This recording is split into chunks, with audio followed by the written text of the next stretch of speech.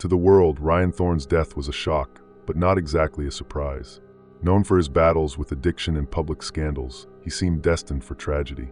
What the world didn't know, however, was what really lay behind his death. This secret story is laden with a conspiracy so sinister that few would believe it. I am Paul Novak, and I worked as Ryan's bodyguard for 5 years. I witnessed inexplicable events. Our relationship began simply. I protected him from the press and the most invasive fans. However, as the years passed, I witnessed frightening changes in his life. This transformation, I came to discover, involved something far bigger and darker than I could ever have imagined. Today, I am determined to share the secrets Ryan carried. But be warned, knowing too much can be dangerous. It all began when Ryan and I grew close, and he began confiding in me about his troubles. He always mentioned that powerful people were watching him, but I assumed it was just paranoia. Gradually, though, his suspicions began to prove themselves true. I remember one night in particular when he turned to me and said, "Paul, they're going to replace me." At that moment, it sounded to me like a result of alcohol or stress. Yet, as the months passed, the evidence of what Ryan spoke about became more real. The clues were there, but only after his death did I understand how deep a hole he had fallen into. Today, I am on a mission to tell his story. Telling this story is my way of honoring Ryan's memory and revealing the truth he wanted to expose. He may be gone, but I believe his secrets still echo in the air like an unsettling whisper. Perhaps by sharing these events, I will also find peace. The truth, no matter how terrifying, cannot remain hidden forever. Ryan's paranoia didn't come from nowhere. It began after a party at the mansion of an international banker, where he overheard something that would never leave him in peace. During the party, a group of men whispered among themselves, and curious, he approached them. Among the hushed words, he heard a strange comment. "It's almost time to replace him."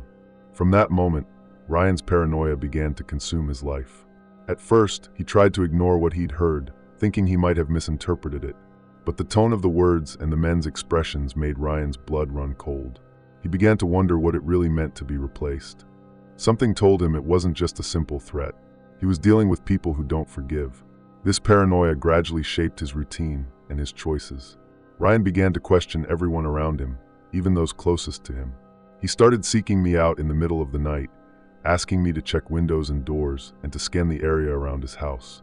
His life, once a sea of excess and luxury, was turning into a surveillance nightmare. At work, he grew increasingly distant, with a lost look in his eyes and evasive answers. His former confidence was vanishing, replaced by a hesitant and tormented figure. To the world, Ryan was still the charismatic star, greeted by cheering fans. But behind closed doors, he was just a man broken by fear. Ryan confided his suspicions in me, and how he felt his life was in danger. Over time, I began to see the restless look in his eyes, as if he was waiting for the worst. He said something much bigger was coming, and he knew he couldn't avoid it. I sensed that, whatever it was, I wouldn't have the strength to protect him. Ryan had always loved parties and exclusivity, but these last ones were different. He spoke of secret meetings with guests who didn't seem to belong to the entertainment world. Once, at a party in the Los Angeles hills, he mingled with politicians, tech moguls, and even high-ranking religious figures. It was a strange event, and Ryan quickly realized he wasn't there by chance. The environment was oppressive, and though he was among people he considered powerful, Ryan sensed something dark. Every conversation seemed to have a double meaning, and while there were smiles and toasts, a sinister air hung over everything. He couldn't shake the feeling that he was in the wrong place, among the wrong people. These parties stopped being fun and turned into nightmares. The figures he encountered at these gatherings seemed involved in something hidden, beyond the understanding of most. There were princes, cardinals, billionaire executives, and scientists from around the world. No one seemed to care about keeping secrets there, and Ryan knew that by being included in these circles, he was treading dangerous ground. He felt like a chess piece in a game he didn't know. As time passed, he realized that the elite he was dealing with had powers far beyond fame and money. These parties revealed that the forces driving the world were there, deciding the future with no shame. And Ryan, without realizing it, had crossed a line. He was now part of a network of power, but also of incalculable risks. I knew little about these parties, but each time he returned, Ryan was more changed. He mentioned faces he would rather never see again, and names he could never repeat. Each of these encounters seemed to drain a bit more of his essence, leaving him increasingly lost and confused. In the end, these parties led him to discover something he could never forget. One night, under the influence of a few drinks, Ryan confided something disturbing to me. He said he had overheard discussions about secret genetic experiments and techniques to prolong human life. But what scared him the most was discovering that these experiments involved mutated creatures, hybrids of humans and wolves, controlled by the world elite. He described this revelation as something out of a nightmare. Ryan looked at me with a mix of fear and desperation, trying to make me understand that this wasn't a hallucination. He mentioned strange terms like mind control and global domination as I tried to process the gravity of his words. The Vatican, he insisted, was directly involved, blessing these experiments. I still found it hard to believe, but something in his voice sounded genuine. These revelations weighed on him like a shadow that consumed him from within. He tried to explain that these wolves were not just tools for life extension. They were also used to manipulate the masses, subjecting them to a higher power. The more he talked, the more I realized Ryan was trapped in a reality he couldn't escape. With each secret meeting, Ryan returned more shaken, as if he had seen something worse. He believed he was close to a truth no one should know. I started to doubt everything, but the fear and exhaustion in his face couldn't be faked. He was on the verge of collapse, and I felt that something truly dark was following him. The talks about these experiments became a recurring topic. Ryan said he himself was a target, one of those the elite planned to reprogram. Gradually, fear became an unbearable certainty, and he knew there was nowhere to run. The more he told me about it, the more I felt that his fate was sealed. After that discovery, Ryan was never the same. His paranoia intensified, and with it, his mental health deteriorated rapidly. The energetic man I had known was disappearing, replaced by a frightened, fragile figure. He began to mistrust even his closest friends. I was one of the few he still trusted. His behavior changed drastically. He stopped attending events and could barely leave the house. The idea of being watched everywhere left him tense and, at times, violent. He asked me to check the cameras and lock the windows repeatedly. It was as if he was living in an invisible prison, a captivity of his own mind. Watching this was disturbing. Panic attacks became frequent, and Ryan started seeing threats where there was nothing. Nightmares were frequent, and he would wake up screaming, saying he was being attacked by mutant wolves. At first, I tried to believe it was just stress, but these episodes seemed as real to him as life itself. The night terrors were, without a doubt, consuming him. Ryan even stopped using social media, where he had once been so active. He said they could monitor even his virtual conversations. Over time, his life became an endless series of obsessive precautions and endless distrust. He was sinking into a psychological abyss, and I didn't know how to save him. On the few occasions he tried to go out, his eyes were always on alert, scanning everyone and everything. Each person seemed like a possible enemy, and every shadow was a threat. Gradually, I realized that the person I had known no longer existed. Ryan was trapped in a web of paranoia and dark theories. One day, as I was accompanying Ryan in his routine, I noticed something strange on his neck. 3 thin, perfectly aligned marks, like small injection scars. I asked him about them, but he claimed he had no idea how the marks had appeared. This, however, was just the beginning of a series of strange symptoms.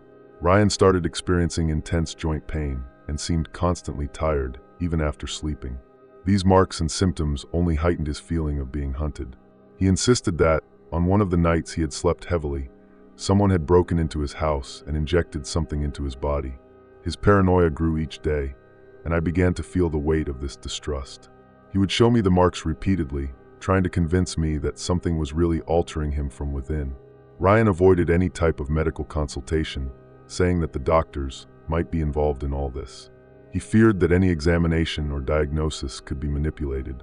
Everything seemed a threat: food, medicine, even new clothes. He claimed they might be hiding devices in every detail of his daily life to monitor or manipulate him. Each night, Ryan would wake up screaming and flailing, saying he felt something moving inside him.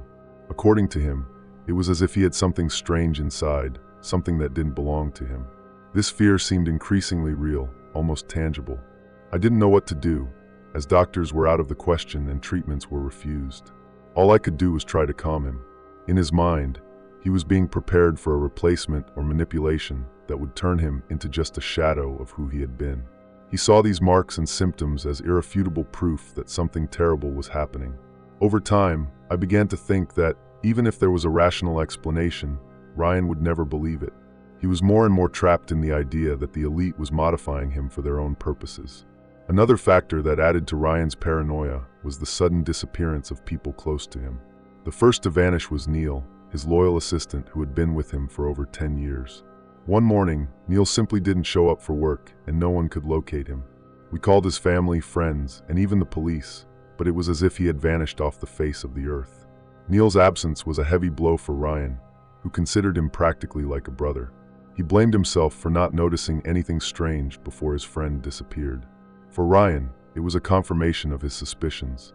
In his mind, Neil had been removed as an inconvenient piece in a much larger game. This was the first of several disappearances around him. A few weeks later, one of the music producers Ryan frequently worked with also disappeared without explanation. The new album was almost complete, but suddenly the producer stopped responding. Ryan grew even more tense, stating that they were eliminating anyone who could confirm what he knew.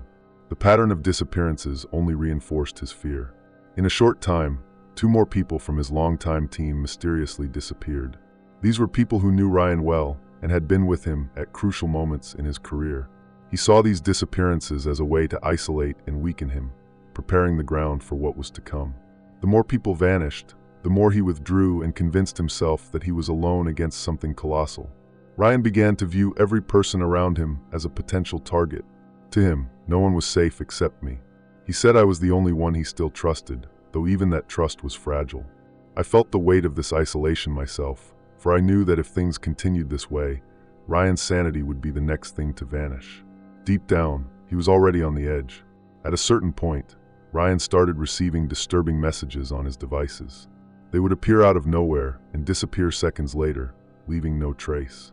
Some were just fragments of sentences like "you have no escape" or "everything is already prepared." Others showed distorted images of wolf silhouettes, symbols he claimed were the signature of those hunting him.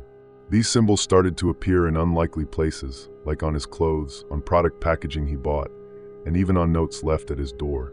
Each new symbol was a reminder that he was being constantly watched. Even when he erased the messages or got rid of the items, others would appear almost instantly. He was convinced there was nowhere to hide. Each message was a blow to his already fragile sanity. Ryan became more and more isolated, and I started to wonder if there was truly something strange going on. It was easy to think it was all a product of his imagination, but in time, I began to receive some of these messages as well. They appeared on my phone and vanished within seconds like shadows. The content of these messages became increasingly threatening. Some suggested Ryan was close to the end, while others mentioned a cloning project, which he believed was part of the elite's plan to replace him.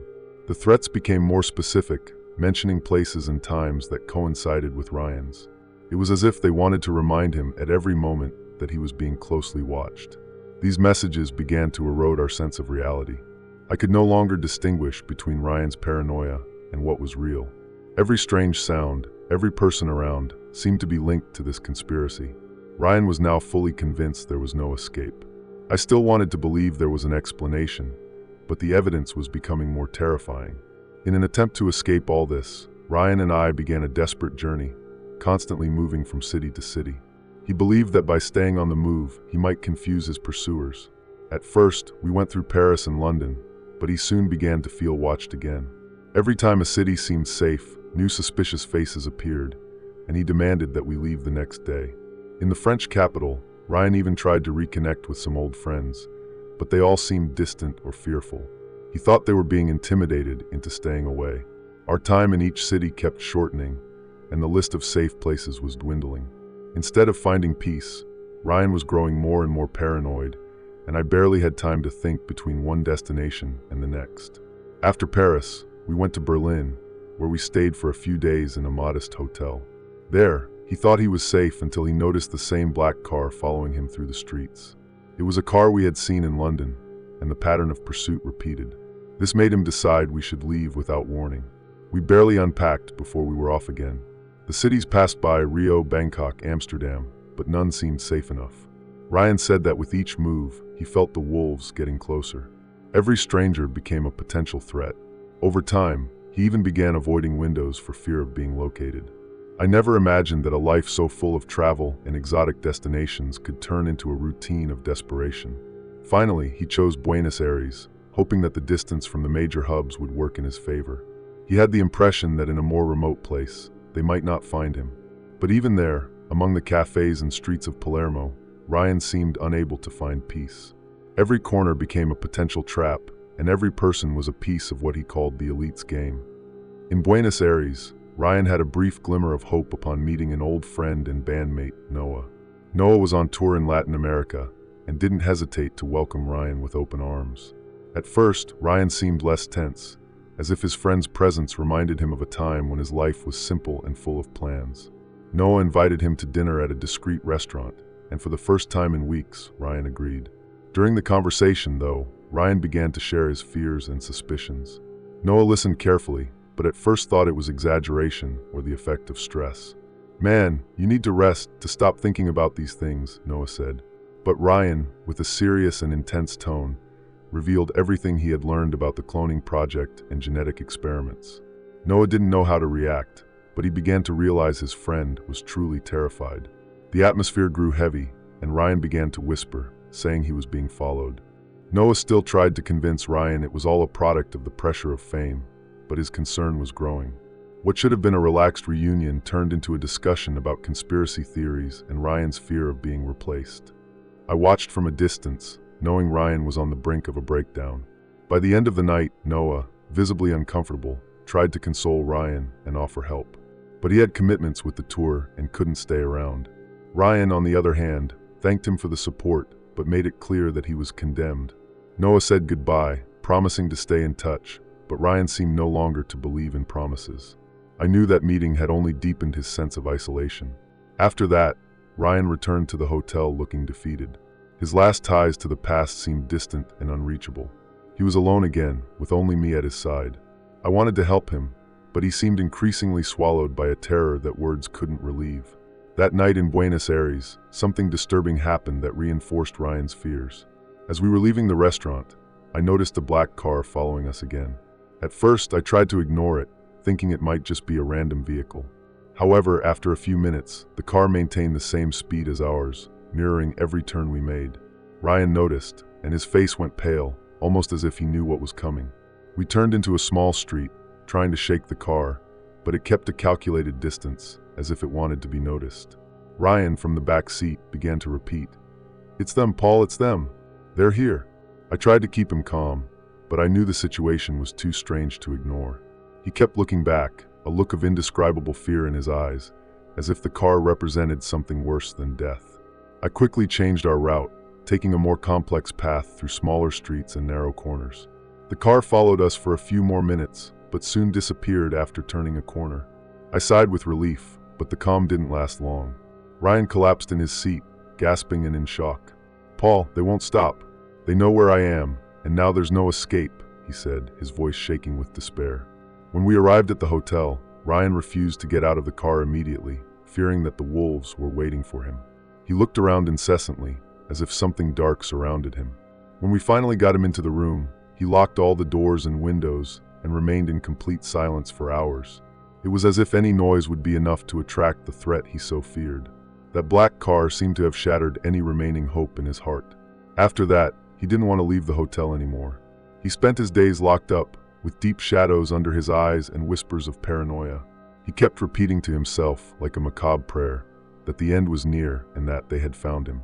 I tried to hold on to hope, but I could no longer convince myself he was safe.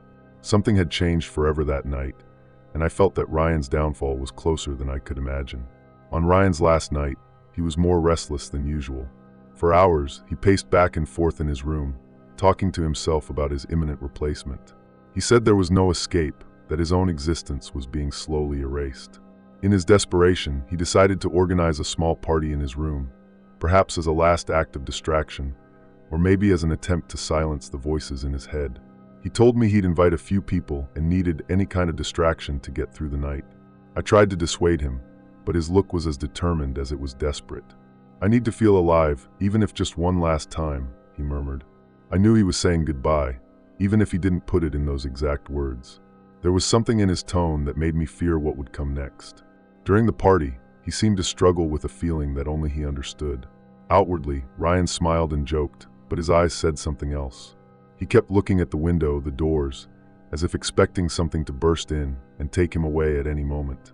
The few people there noticed his unease, but didn't understand the weight behind his behavior. At the end of the night, he asked me to leave him alone for a few hours, saying he was fine and would take care of himself. I felt a tightness in my chest, a feeling that this was a veiled goodbye. Before I left, he simply said, "If I need anything, I'll call you." I knew he was lying. It sounded more like a final farewell than a request for help. A few hours later, while I was trying to sleep in my room, I was awakened by a deafening noise from downstairs.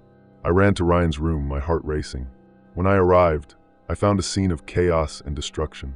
One of the guests was crying on the floor, the television was smashed, and the room was in disarray. And looking out the window, I saw Ryan's body below, covered by a white sheet. Seeing Ryan's body lying on the cold ground in the alley, I felt a mix of horror and despair. I ran to him, knowing that no matter what I did, there was nothing I could do. As I got closer, I noticed something that immediately caught my attention. 3 small marks on the back of his neck, as if he'd been injected with something before he fell.